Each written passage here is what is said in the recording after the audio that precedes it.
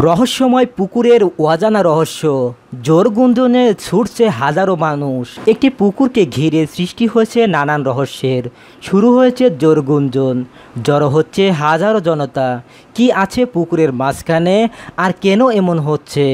ঘন্টার পর ঘন্টা হাজারো মানুষ পুকুর পাড়ে দাঁড়িয়ে আছে পুকুরের সৃষ্ট এই রহস্য নিয়ে। চলছে নানান কথা আর যুক্তিতর্ক।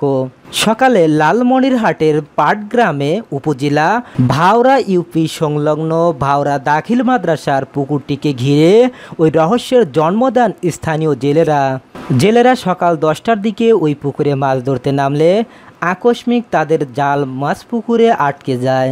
এরপর তারা দেখতে পান কালো চুলের মানুষের মাথা সদৃশ্য একটা কিছু।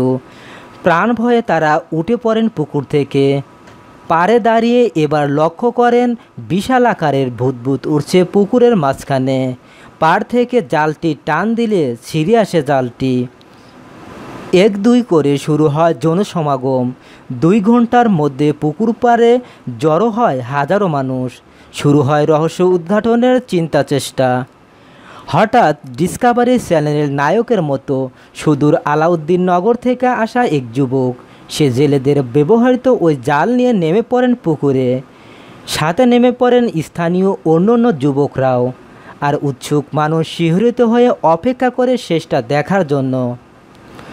দুপুর 12টার দিকে রহস্যের উন্মোচন হলো, তবে শেষ হয়েও হলো না শেষ। এর মধ্যে রহস্যটা থেকেই গেল।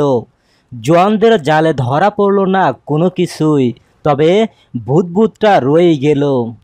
সরজমিনে গিয়ে ভাওরা ইউপির মহিলা সদস্য ফুলজান বেগমকে পাওয়া গেল। তিনি সময়ের কণ্ঠস্বরকে বলেন, বুঝতে পারছি না বিষয়টি ঠিক কী। পুকুরের ইজারাদার জসিম মিয়া বললেন, আমিও ঠিক বুঝতে পারছি না বিষয়টি। ইতিপূর্বে এমনটি কখনো ঘটেনি। কথা হলো আলাউদ্দিন নগরের ওই যুবকের সাথে। তিনি বললেন, আমি বরখাতার ভাঙ্গা মসজিদের জুম্মার নামাজ আদায়ের জন্য যাচ্ছিলাম। শুনলাম পুকুরটিকে ঘিরে রহস্যের সৃষ্টি হয়েছে। ইচ্ছে জাগলো দেখে যাই কি আছে এখানে। তাই নেমে পড়লাম পুকুরে, কিছু পেলাম না। একথা বলে মৃদু হাসলেন তিনি। নায়ক এবার ভাঙ্গা মসজিদের পানে মোটর বাইক হাঁকালেন।